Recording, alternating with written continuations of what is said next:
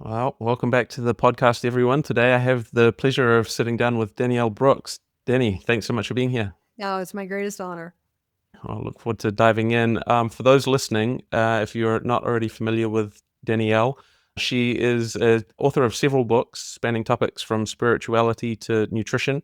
She's the founder of the Revelation Integration Method and Institute. She's on a mission to evolve and expand the field of integration and believes that there's nothing more beautiful as a human awakening to the truth of who they are. So, Danny, once again, thank you and welcome. Thank you. Let's start with this, I guess. How did you come to be doing the work that you're most passionate about now? Oh, well, it just kind of unfolded. I was very lucky. Well, I don't know, lucky, not lucky, or how the synchronicities of life unfold. Yeah. I was originally working as a nutritional therapist. And I was telling my clients to eat their vegetables during the day, and then at night I would go home and binge on bacon cheeseburgers, french fries, bottles of wine, smoke some cigarettes, do everything that a nutritional therapist, you would not expect to be doing. Right. And I just knew that I had to get some help. So I went into counseling for 5 years, and that's when I learned about negative thought patterns and limiting belief structures, and I learned about how to process my emotions and be with my emotions Mm-hmm. instead of feeding, soothing, or avoiding them with food. And my work as a nutrition professional became so much more effective. And then I became a certified national CEU provider for the National Association of Nutrition Professionals. And I did that for a while. And what I had actually done was I ended up using food as a platform for self-realization, not knowing it. Because when we begin to work with the negative thought patterns, and we begin to unravel the stories of not good enough and not this enough and having to do this or go there or become this thing Mm. and break down the belief structures and then begin to process the emotions, people were coming home to themselves, myself included. And during my journey, I had tried some psychedelic medicines to help me along. And so I had dabbled in a few of those, and they'd really act as catalysts for me. And so one day I had someone come to me and say, Danny, you're using food as a platform for self realization. How would you feel about creating a coaching program using plant medicines and psychedelics as a platform for self realization?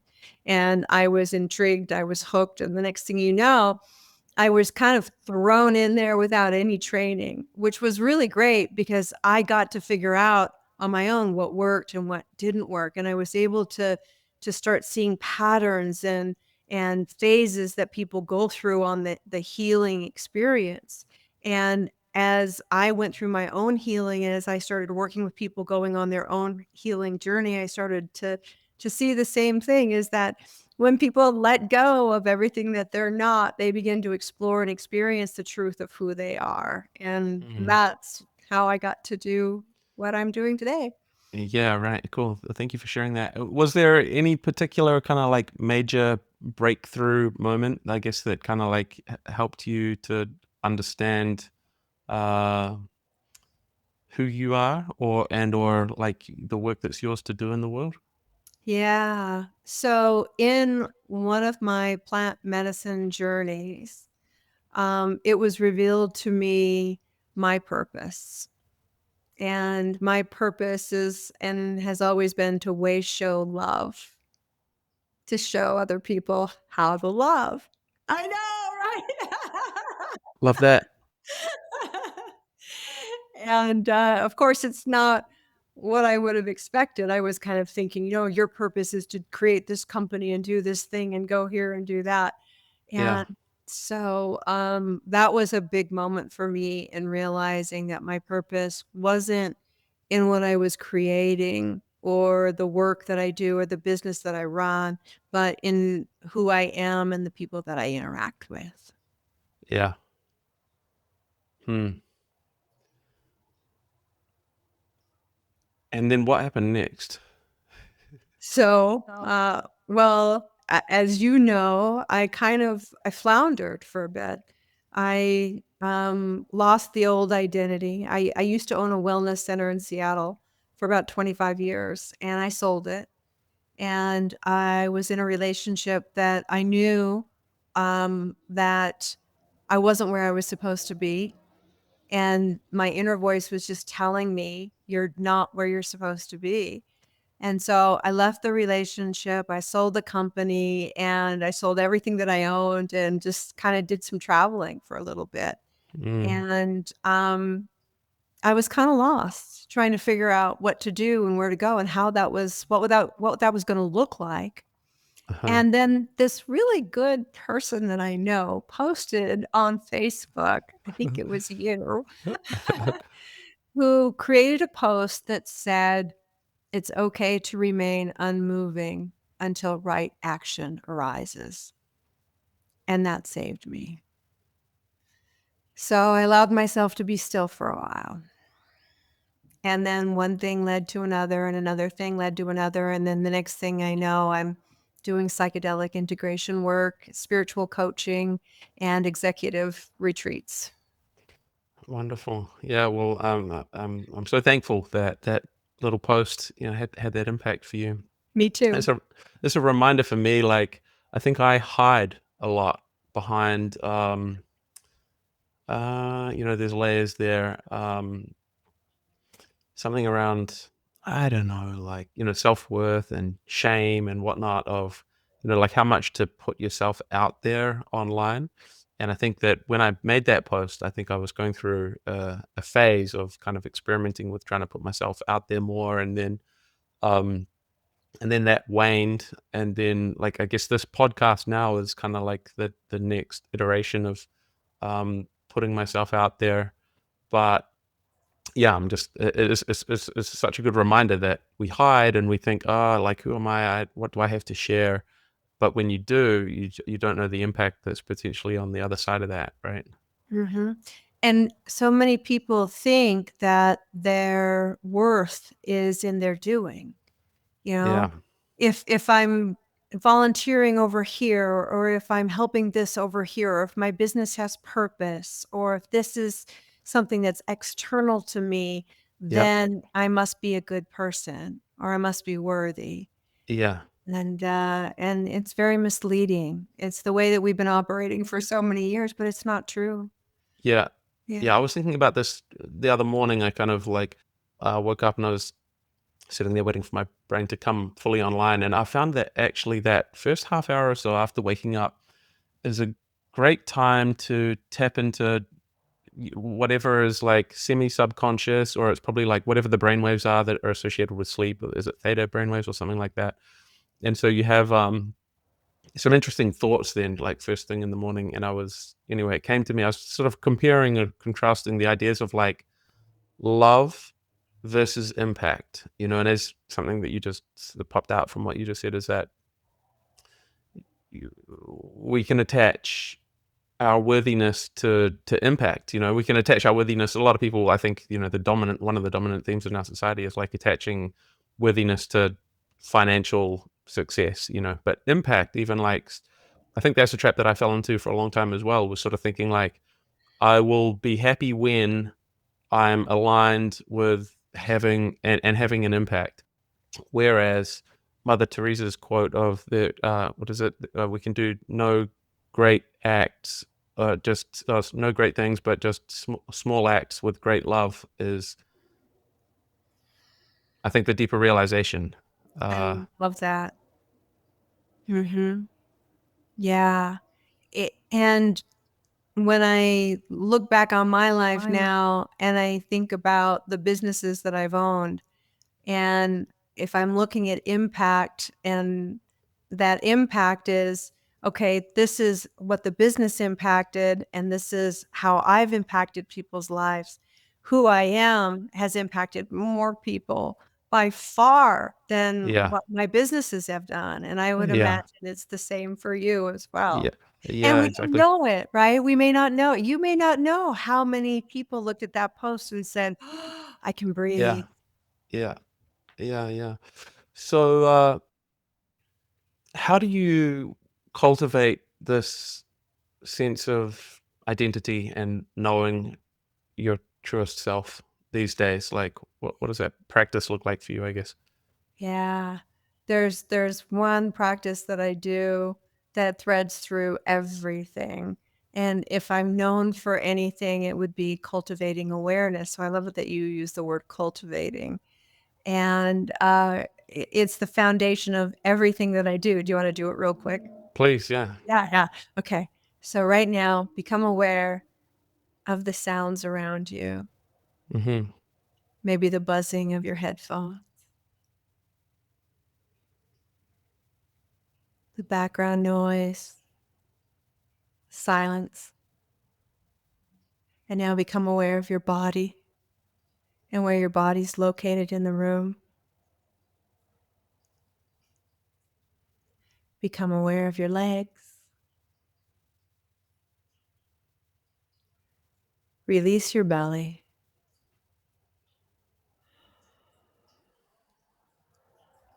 See if you can become aware of your heartbeat.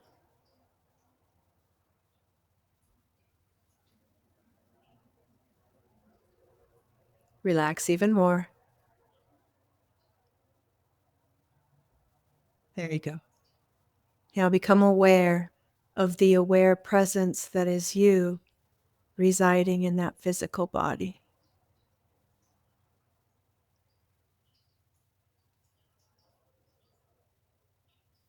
Awareness. Mm. Was your mind able to quiet a little bit? Yeah, a little bit. Um, Mhm. uh, for sure. And then part of my mind is, like in this podcasting space, this is another kind of area that I'm grappling with, I guess, both as like getting used to being a podcast host and in other conversations, like there's this desire to be fully present and to just follow the curiosity and have faith in where the conversation is gonna unfold to. And then also kind of like, what if I can't think of the next question to ask kind of thing. So so it's the brain, the ego, the scared mind, like sort of scrambling for control, and so there's I guess there's and then there's faith on the other hand, and faith in the divinity, and it's a metaphor, I think, not just for conversation but for life, really. It's like Yeah, the yeah. the small mind trying to grab a hold and control, and the opportunity to release And and let go. that's everything that this exercise does, because if Right. literally go boom, sounds in the room, body, Yeah. redirecting our focus to our body Yeah. pulls and shifts the attention away from our minds where we Yeah, can and into the heart, as you mentioned. and this is where the truth of who we are lies. So your question is, how do you rest in, who you are, Yeah. and, the identity piece of it. The identity for me was such a journey, and I think it's a journey for all of us in that discovery process of, okay, so who am I? Okay, but beyond my negative thought patterns and my belief structures of unworthiness and beating myself up and all of these other stories that my mind likes to tell, Yeah. right? Mhm. Who am I beyond this false identity or this attachment that I have to this business or this thing that I do? Yeah. And when we can stop and we can just be still for just a moment, it doesn't take long to just kind of go, stop, breathe, center. Okay. Oh, there I am, beyond all story. Yeah. Yeah. Do you think that so this identity of what's your word for it? Awareness? Is it like Oh God. Yeah. There's no words for it. The true identity. Mm, I there's a persona that's called Danny, right? That's while I'm articulating this physical form while I walk on this planet. And so we could say that now I think this is where the split or what we call separation can come in, is when I get so identified with the physical form and the identity of Danny that I forget about my true identity, what I call is the aware presence, the Hmm. I am, the I exist, the Yeah. awareness that resides within this physical body. Yeah. And it's innately loving in your experience. Oh my, it's yes, yeah, and Yeah. that's the closest I can come to describe it anyway. Yeah. It's unconditional, even beyond love that what we would, define as love. The human's concept of love can sometimes be very limiting in that it's got Yeah. conditions and expectations attached to it. Yeah. And do you think that like um it is like this internal experience of love uh is somehow sort of interwoven with the fabric of the cosmos, or is it just like part of the human experience? Hmm. Well, I mean, it's a good question. That's a big Getting question. to the core of it, yeah. Let's get into the nature of reality, right? Yeah, yeah, yeah. Well, what's your intuition tell you about that? Well, I can speak from my own experience, and from my own experience, what I call love, um, what I call consciousness, awareness. Some people call it God, source, universe.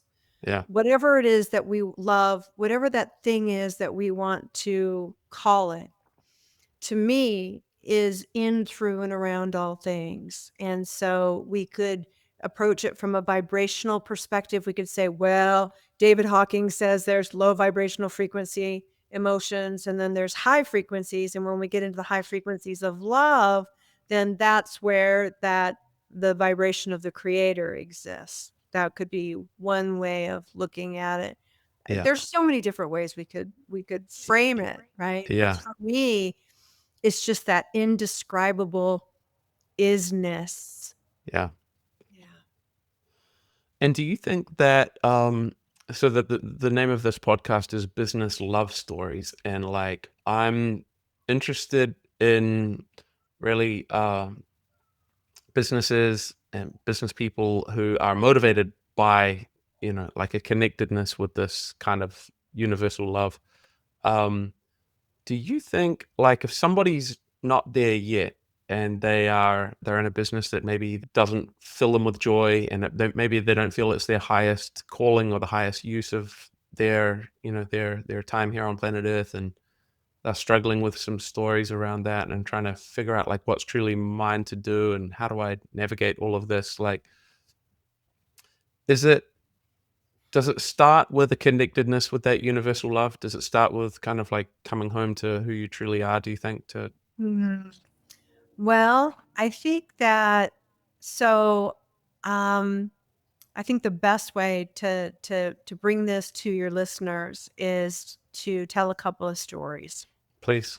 So, I was working with one fellow who is an entrepreneur and very much into processes and systems, very in the head, very driven, very all about saving the money and doing this to maximize profits and of it and profits.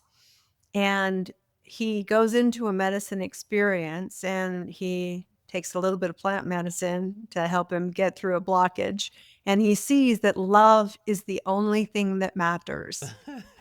Wow, And he comes out and this is the he's quintessential story of oh, transformation. it happens more often than we would think. It's one of the most common revelations that people have in the psychedelic medicine space. Really? And so what he is now navigating is how does he take his previous creation Yeah, and infuse it with love. And so now and he, of course, he's also navigating what is love because in the beginning he was like, "Whoa, wait a minute. I'm not going around woo-woo love and flowers and things like that." And I said, "Well, yeah, wait a minute. Was that the love that you experienced in your journey?" And he said, "No." yeah, And I said, "Well, what was that like?" And he was like, "Oh, I get it. It was that unconditional, like, there was no judgment. There was no good, no bads, no rights, no wrongs. So that's for the individuals who maybe have an existing business and they're trying to figure out how to maximize it and improve it. Now, infusing a business with love not only increases profits, it increases fulfillment, it increases impact, it's inspiration driven, and the quality of whatever the product or service is that's brought forward in the world is much, much greater. People can tell, you can feel it when something's made with love. You're thinking of like your grandmother's cooking or whatever. Mhm. For sure. And for the individual who might be navigating, okay, I'm wanting to start a business, but I'm not quite sure what to do. So I would recommend starting at the point of what do they love? Mm, Because it's so easy to look at what other people are doing and say, "Oh, that person did this, and wow, they're so great at that. And this person did this, and they're so great at that. And what do I have to offer? I don't have any this or that or whatever the, fill in the blank." But we all have our own gifts. And mm, it's just a matter of figuring out what that gift is, and if that path is walked with love, it can't help but take someone where they need to go. yeah. I don't know, that's kind of let's see if we can bring that down a little bit more because that's kind of like out there. So let's look at it from this perspective. So I'm thinking of your listeners who might be like struggling with purpose or well, what is that going to look like for me or how am I going to infuse this? What's that going to look like, right? Yeah. So you have created a business basically helping people write the business love stories, right? Hmm. Creating their own love stories. I Hmm. have a friend of mine whose business is all about the love, and she's an avid writer, and she is constantly helping people to get their stories into book form, Wow. right? My purpose, when I discovered my purpose is love, then I just began to figure out, all right, I'm just going to follow the love trail, Okay, right? so how did that look for you? So it basically just looked like, "Hey, how are you? I love you. Oh, what are you doing? Oh, great. What are you doing? Oh, great. Hey, did you know you're doing this? I'm doing that. Who's on first? Who's on second? Oh, there's this program over here that would, we need that integration program created. Is that something you could do?" I was Yeah. like, "Sure." Then next thing So I things know, unfolded, would you say? Like, does that yeah, does that was it before or after I hit record? I think I was sharing with you that like for me, uh there was a process and it remains like it's not all the way done yet, but I have awareness of it, of this trying to like relinquish control, relinquish the need to control and to force and essentially I guess to surrender into the unfolding Mhm. and trusting love, like for me, and it might not be the same for everyone. I'm not sure like whether other people have different kind of North Star values that they might have faith in. I'm sure for many it's, an organized religion kind of thing. Um, but yeah, the extent to which you can just trust Yeah, seems to like all of a sudden so much anxiety just kind of like falls away. it requires trust. The way that I describe it, especially to the executives that I work with who are used to processes. If I do Yeah. this, this, this, and this, I'll have this end result. Or if I know the end result and I can reverse engineer it, then I can do this, this, this, and this. Yeah. That can be very effective, but it's very linear and it's very limited. There's only one place to go. Hmm. If we say, okay, this is my North Star, and I'm going to hold on to it loosely, but I'm going to let go and I'm going to stay open. The next Hmm. thing you know, you meet Sally, who knows Joe, who's the perfect complement to what you need. And it takes you to a greater place than you've ever gone before. Mm. So it requires remaining unmoving until right action arrives. Thank you for reflecting that back. Yeah. Yeah, that's funny, isn't it? It's like It's the exact. It's funny how like you have a realization, and I remember the meditation that I had when that was the message that I received, and and then sharing it on social media, and then but you just oftentimes need to have the same realization again and again and again, like and oftentimes it's like a spiral. I guess you're going out, and it's kind of getting deeper or more deeply understood or grounded in who you are each time you kind of the epiphany comes back to you, whether it's internally or being reflected back in externally as is now. So yeah, I appreciate that. Yeah. Yeah. My mentor told me for 2 years to stop judging what I do. 'Cause Wow. Okay. I love a glass of wine, and I spent some time down in Kentucky, and I had learned to enjoy a good bourbon and a cigar, Nice. and so I would just love that every once in a while. I'd go outside and sit for 2 hours and just allow myself that, but I would judge it, and it took me 2 years to get to the point where I stopped judging it, and as soon as I stopped judging it, I stopped doing it, which is That's Oh, interesting. well, isn't it? Yeah. Yeah. Yeah. Yeah, it is. Very interesting. Mhm. Um, you were telling us a story. Oh, yeah, and so there's another gentleman, and he goes into the medicine and experience, and what's revealed to him is follow beauty, Huh. Yeah. Okay. right? So if you can imagine this another driven, right, like all about systems and processes. Yeah. What am I supposed to do with that? What does that look like? How am I gonna integrate that, Uh-huh. right? And so he just began the process of stopping and being aware and being on the lookout for beauty.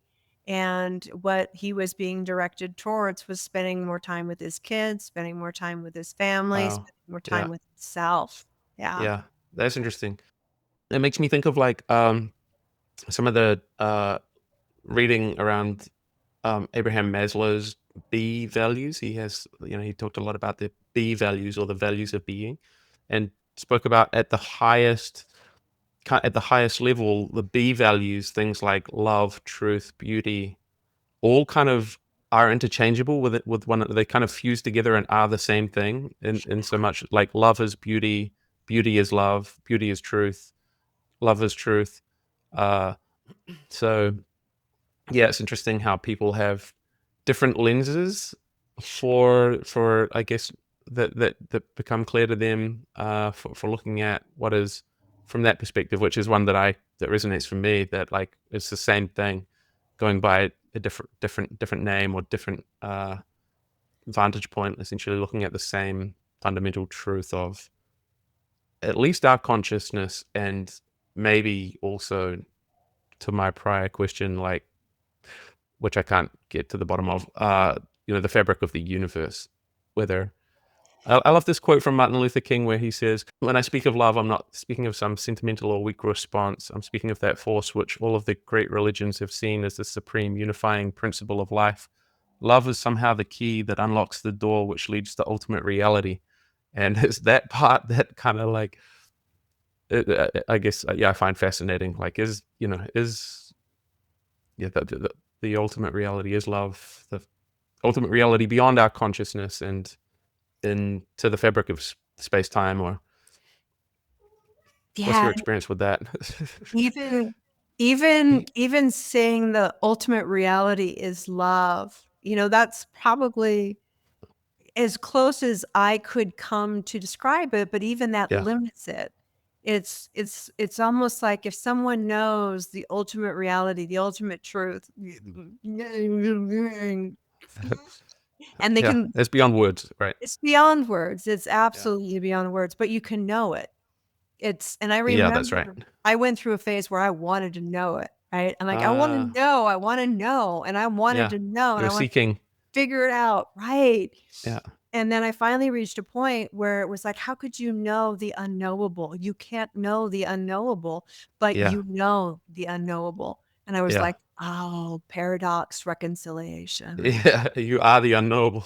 Yeah, exactly, yeah. Yeah. That's interesting. What do you think about this? Like, there's this frame. in a quote that floats around the internet, around like you can only love others as much as you love yourself. Um, and what do you think about that? Mm. Hmm. I think it's much easier from my experience to love others than it was for me to love myself. Uh-huh. However, once I learned to love myself, boy, my capacity to love opened up greater than I ever imagined because I Uh-huh. stopped being afraid of love. I was so caught up in the story of unworthiness and comparisons and judgments that it took me a lot of mirror work. Mirror work was what I used to start um, building self trust with myself that unfolded into self love. And Uh-huh. then once I experienced love as being safe, then it was just no holds barred. Then it was just Yeah. like, yo, give it to me, give it to me. Who can I love? Who can I love? Right. Yeah. And did that answer your question? I think so. Yeah. I mean, I think there's different versions of self-love, or, it's quite a broad concept or term. I mean, at one end of the spectrum, there's probably like narcissism, essentially, which is probably not self-love, but more like self-obsession or something like that. And it's the ego tripping on itself. And then probably a healthier version of self-love, I think, is actually like self-compassion and being kind to yourself, and sort of starting to unwind some of those, some of the internal inner critic and whatnot, right? And like saying, you're shit, you're unworthy because of XYZ, and like, hold on a minute, okay, stepping back from that story, and you know, what am I believing here, and isn't necessarily true, and could the opposite be true, or that kind of work. But then I think that a direct experience of the divine nature is possibly just blows the lid off the whole thing, right? Because then it's not like the small self trying to be kind to itself anymore. It's That actually a direct source of infinite love, which comes from inside and just shines outward, like obliterating the small self, and just radiating outwards in intense, like, supernova love for everything around, right? Would that be your experience? Yeah, yes and no.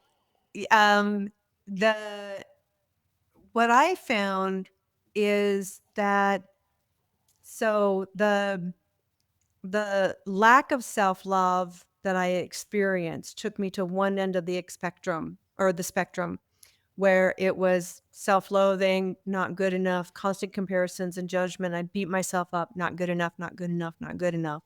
And then on the other end of the spectrum, self-love can look like narcissism. Like you said, I am so great, look at Yeah. me, right? Mhm. And to me, they're two sides of the same coin. Uh-huh. And so true self-love, like you said, is once we understand love itself and what love actually is, and we begin to look inward and become aware of, okay, now I'm curious. So I know, and most people intellectually know they're not the stories that they tell themselves in the head. Mhm. And most people have a sense of when they're overcompensating and when significance might be sneaking in and when ego might be sneaking in, right? Mhm. Mm. It's that awareness that is that when we can rest in the awareness of, oh, I'm doing that thing. Oh, I'm doing Mhm. that thing. If I'm not doing that thing or that thing, can I find myself in the middle? Mhm. And maybe it's not even the middle. Maybe it's not even a location. Maybe it's who we are beyond those constructs that we've created, right? Yeah. And Yeah. so self-love, for me, it's almost kind of like a, yeah. Yeah, I had a girlfriend that I was talking to one time, and we were talking about worthiness. And I said, "Well, let's unpack this, right? Who can tell you that you're not worthy?" And she was like, "Well," she couldn't come up with I kept rebutting, "No, no, how are they gonna know? Who in the world can tell you that you're not good enough, right?" Mhm. Okay, nobody. And so then we brought it down to how do you feel? We did some work with Byron Katie. How do you feel when you think that thought? I don't feel Mhm. good. All right. Who would you be without that thought? What would you experience? And then she immediately went to worthiness, right? Oh, I'd be worthy. And I said, hold on a second. Who can tell you that you're worthy? And she went down that one. Well, nobody can really tell me that I'm worthy. And I said, all right, well, how do you feel? And she goes, well, I feel good. That makes me feel better. And I said, well, who would you be without that thought?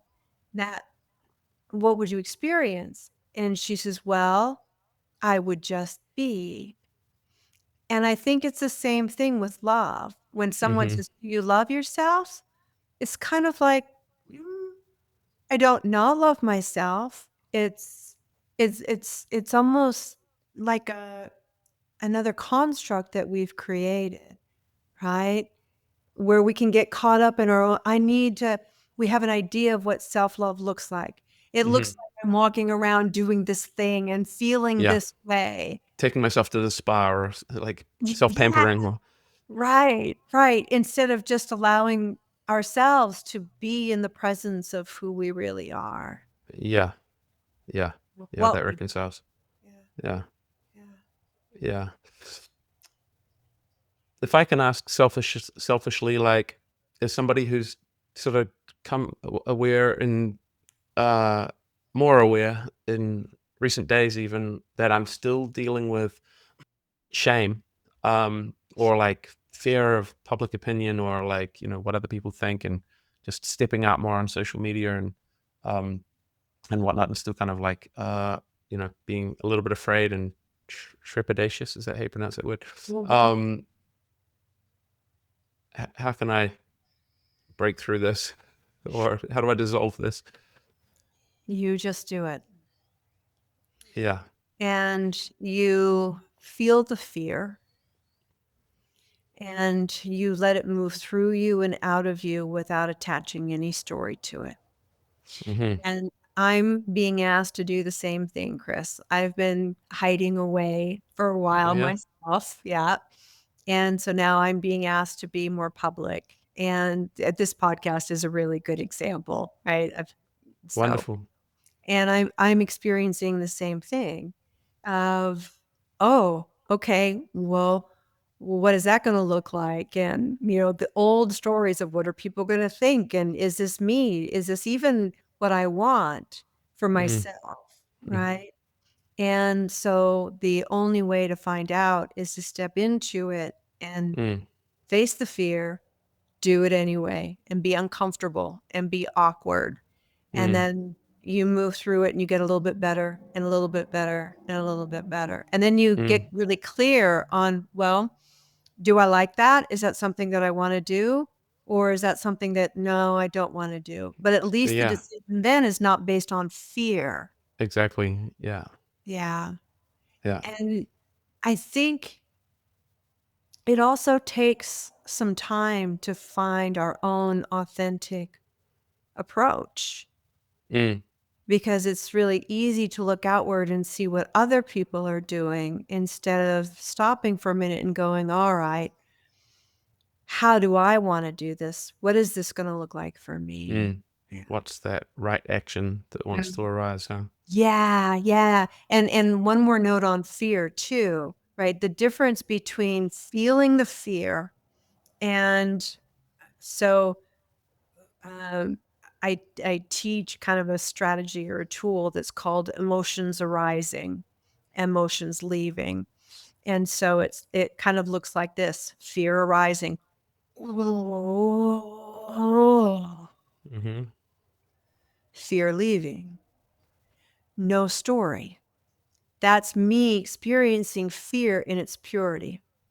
But if I were to attach a story, it would look like this. It would be like, "Ooh, oh, what's this gonna look like? Am I gonna come up with the right things to say? Am I gonna ask the right questions? Who's on first? Who's on second? Oh my god, am I gonna do this right? What's gonna happen?" So Hmm. now I'm attaching a story to the fear and I'm giving it momentum. Hmm. See the difference? Yeah, it's like there's an author that I'm listening to her audiobook at the moment. I can't remember her name, but it's a great audiobook, and I will mention it. You might like it. Beyond Anxiety, I think it's called. Beyond Anxiety, yeah, by Martha Beck. And she talks about how the left brain, where anxiety kind of generates itself, apparently, is like a hall of mirrors, and you can't differentiate the negative outcome that you create in your head from it actually, or the nervous system doesn't differentiate between like the mental image of a bad thing happening and it actually happening in the world. And so like you conjure an image of a negative outcome, and then that kind of reflects onto the next one, and the next one is just bouncing around, in your left brain of like just all these worst case scenarios kind of spiraling on each other, in all these stories, as you say. That's uh exactly right. Exactly right. And when we look at that, it's like, oh, that's a really cool insight into how the physical body works, right? I have a thought, and then all of a sudden that thought releases chemicals that gives me the feeling of anxiety, and then I get to yeah. experience anxiety. It's cool. Oh So my god, I get to experience anxiety. It's the first time. I mean, I have thought, like I'm always asking myself, what's, with the awareness of the greatest gifts are right next to our greatest pain and struggles. And, for a long time, I thought it was like finding my purpose because that had been my greatest struggle. And, to a degree, perhaps still is. But there was another thing that came up for me, which was like anxiety, I had thought about that at times in the past where it's like, where I had thought, maybe anxiety is my greatest gift, because on the other side of figuring out how to navigate it, dance with it, there's, I guess, what might be there for me, and liberation from anxiety, maybe for one thing, or helping other people achieve the same thing. But just to hear you say I get to experience anxiety, is a great framing. So thank you for that. mhm. You're welcome. And to help even the listeners and yourself to move through the anxiety, it really can be as simple as anxiety arising, anxiety leaving, because we've got to wait for those chemicals to die down. We Yeah, created it. We created the anxiety, whether it was a thought or a pattern or something repetitively that was happening, and it yeah, released those chemicals. So then we just have to wait for those chemicals to go down and then write it out. And then now you're in a place of self mastery, yeah, right? It's not driving you. yeah, Yeah. yeah. Is breath work a big part of your process for that kind of thing, like for releasing the chemistry You of know, anxiety? I I'm being called to breath work now, and for me, yes, breath work in the sense of it's ground, center, take a deep breath. Like Hmm. literally, what I've done is sounds in the room, because it gets my mind off of whatever it is I'm chewing on. I'll go pay attention to the sounds in the room, and then Hmm. I become aware of my body, and then I go down to my feet because it's that grounding motion that goes feet Hmm. that shifts the energy from my head space and it brings it down into All the my way feet. down. Yeah. And then if I'm holding on to something, releasing my belly helps me to let go of what I'm holding on to. Oh yeah. Yeah. The And belly's a then big one.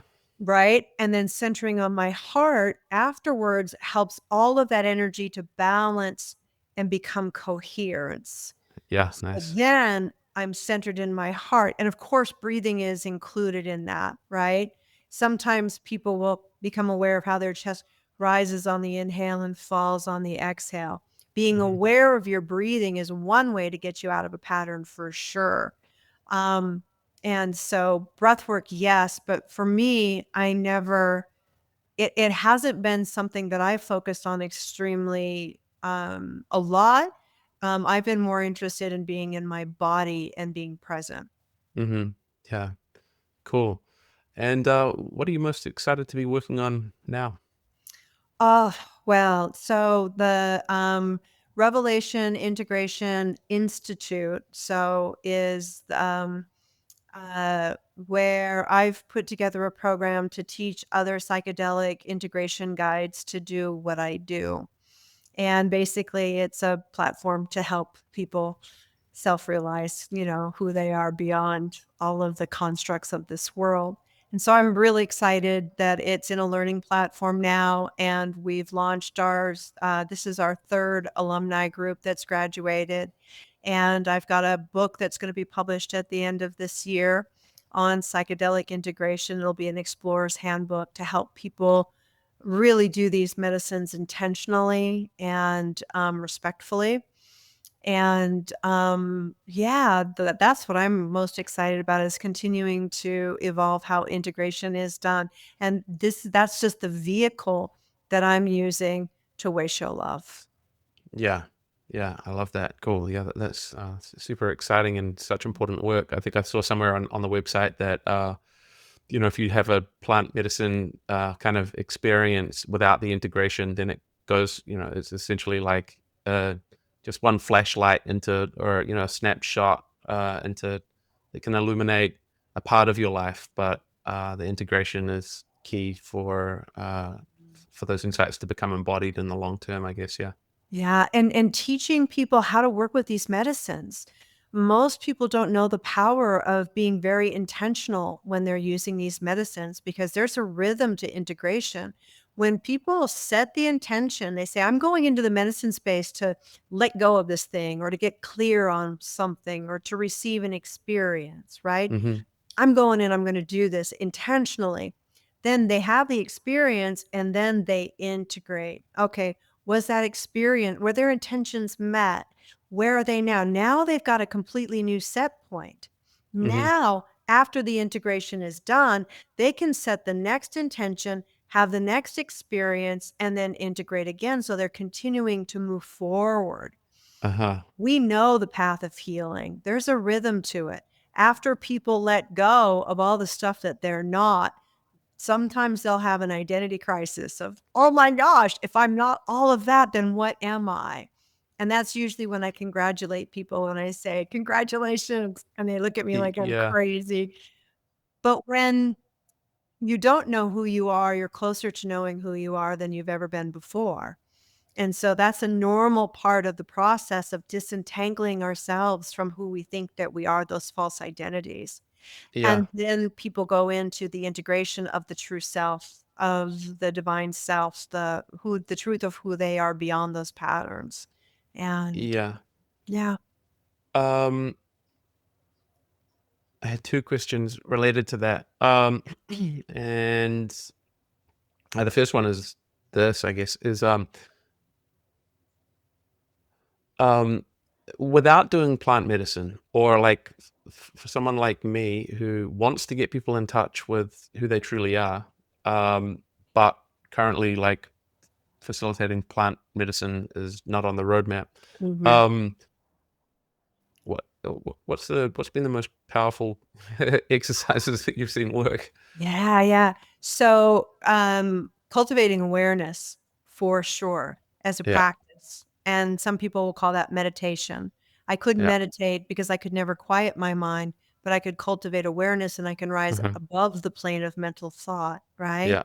And so meditation, cultivating awareness, breath work for sure, so, so powerful. Yeah. Sound baths, somatic experiencing, Yeah. any type of, like, I know there's so many psychologists and mental health providers and coaches out there now. Finding one that's where you want to go is Yeah. a good way to find a resource to help you. Because when we're doing it ourselves, it's really a slow process. But when we have a guide Yeah. that, has been there and knows, it's like, okay, I know where they are and that's where I want to go. So I'm going to have them show me how they got there. Yeah. And here's another one that kind of frequently comes up is like, once you've had that realization, once you've had a deep, profound realization, perhaps, like an awakening, like um, a, a coming to awareness of who you truly are, perhaps, at a much deeper level, from the two stories that you shared, of one person saying love is all that matters, and the other person saying beauty. Um, I think a lot of people seem to experience like a lack of motivation after that, because I guess like a lot of the things that were motivating them no longer are. They're no longer striving to prove themselves or to attain, constructs of success for, that are compatible with society's uh, view of what's valuable. And so all of a sudden, yeah, the things that used to motivate them no longer do. And then what? Yeah, and then what is needed is the teaching of how to find that inspired action, how to listen to the inner voice. Yeah, And I had that experience myself when I realized who I am, what I am, and I began to integrate that. It's really easy to just want to be in that, and I think yeah. that is part of the integration process of being that and becoming that and embodying that to a certain degree, Hmm. but it can very easily turn into sloth. I was a Yeah. really good sloth. Right. Yeah. But what I didn't realize was how to transition. And so I got caught up in the laziness and the apathy and a little bit of resignation. And a lot of the entrepreneurs, executives really fear that. So what you're talking about is a very, very real thing. Yeah. And so in those cases, when those individuals have those experiences, yes, they want to take a period of integration to integrate that. And I would say at least 2 weeks, a month where they can just take some time away from their normal pattern and they can integrate a new way of being in the world. Yeah. Then having that guidance and teaching them how to operate from the heart space. And, Hmm. even saying the word heart space. So, when I say intuition lies here, it's in your knowing. Hmm. When intuition strikes, it's like a lightning bolt from God. You just know, Hmm. lands in your Hmm. body, right? You walk Hmm. into a room and you're like, "Ooh, I don't wanna talk to that person," or, "Ooh, I do wanna talk to that person," right? Hmm. Doesn't have anything to do with the head. It's all Hmm. in our body. And so learning how to tune in and listen to that voice and take Hmm. that inspired action. And sometimes people get really frustrated because they don't get the nudge. It's almost like the universe is going, "Nope, not yet. Yeah. Yeah. Yeah. Nope, Yeah. not yet. Yeah. Yeah. Yeah. Nope, Yeah. nope, not yet," And you just got to stay quiet, And huh? that's the lesson in itself. Now you're having to work through patience. Now you're having to work through, Yeah. ego. Now you're having to work through all of these other things in order to get to the inspiration, but it's worth Yeah. the journey for sure. Yeah. Have you had anyone who, in the interest of time, do you have a hard stop? No, Can we go a few minutes over? Okay, we cool.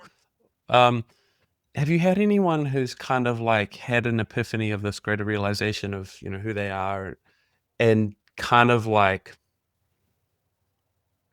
become upset with the choices that they've made until that point, like, oh my God, like what is this business I've built? And I was chasing the wrong thing. And now I've got this business on my hands that I just no longer have any affinity with whatsoever. Like just a full kind of like course correct. Mhm. The ship kind of like grinds into like a different direction, and they have to kind of like deal with, I guess, like fallout Mm. from epiphany. Yeah, whether it's from a plant medicine journey or a breathwork session or even hypnotherapy, when someone realizes, "Oh my gosh, my whole life I've been focused on," and this is real common for, business owners, right? Yeah, They go in and they see what's really important to them, and what's really important is love or their family or their community and being present. And then now they've got this behemoth that they've created, and they've got to yeah, go back and unwind their previous creation, and that can be painful. yeah, Yeah. Yeah. Or and maybe not even unwind it, but transform it and elevate it or evolve it is a better word, because if it doesn't evolve, it will die anyway. And so when someone hits that place of difficulty where they're like, "Wow, I gotta turn this ship and it's gonna be hard," yeah, it's worth the difficulty. And then doing making the shift in as peaceful, grounded, centered state as they possibly can are the tools that they need. Yeah, I guess there's probably like stages of grieving even sometimes. Yeah, and self-flagellation where we like to beat ourselves up because Yeah, and then you're just falling back into like essentially the same patterns of like the ego telling itself off and stabbing itself. um yeah, and so then I guess just coming back to the gratitude of the awakening as being like, well, at least I know now, like at yeah. least I didn't spend another 10 years on this path. Right. And being willing to just go, all right, now I'm going to roll up my sleeves and I'm going to go into this business and this is how I'm going to do it. I'm going to Yeah, delegate. I'm going to do this. I'm going to do yeah, this. I'm going to, you over here, you're over there. And we're yeah, just going to get in there. We're going to do it. And we're not going to create any story around it. yeah, yeah. And that's the embodiment work, I guess, right? Is that they're embodying that realization, that high level of awareness, and just seeking to operate from that as they unwind or evolve or navigate the real world complexities of a change in life course. As they're learning to master their shit. Yeah, yeah, sure. Excuse the By phrase. which you mean ego, I guess. The mind, the ego, the emotional, patterns that we have, right? Yeah.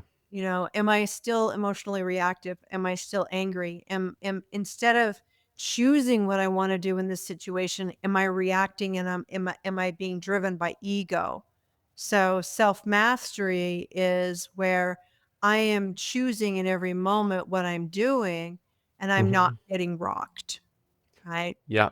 Choosing from a place of, Centered, grounded knowingness. yeah, Yeah. And from so the inner voice, I guess the same intuition that we've spoken about, like mhm. waiting to hear from, uh, waiting for right action to arise, and then developing and honing the relationship with that voice, I guess, or the Yeah, connectedness to it. learning to hear it and listen. Yeah. So often we look outward to answer the questions that we have of the things that we should do. But if we just stop and center and we tap into it, sounds in the room, body, release the belly, go to the heartbeat, go to the breath. Okay. And now ask yourself, what's the right thing to do in this situation? Yeah. That it will almost always land as a knowing. People will That's a great know. little ritual. They may not like the answer, Yeah. but they'll know. Yeah. Wonderful. Well, maybe that's a great place to mic drop. Sounds good. Yeah, Danny, thank you so much. This was wonderful, and just so good to reconnect, see your You're face again. Thank you so much for having me. It's good to see Of you. course.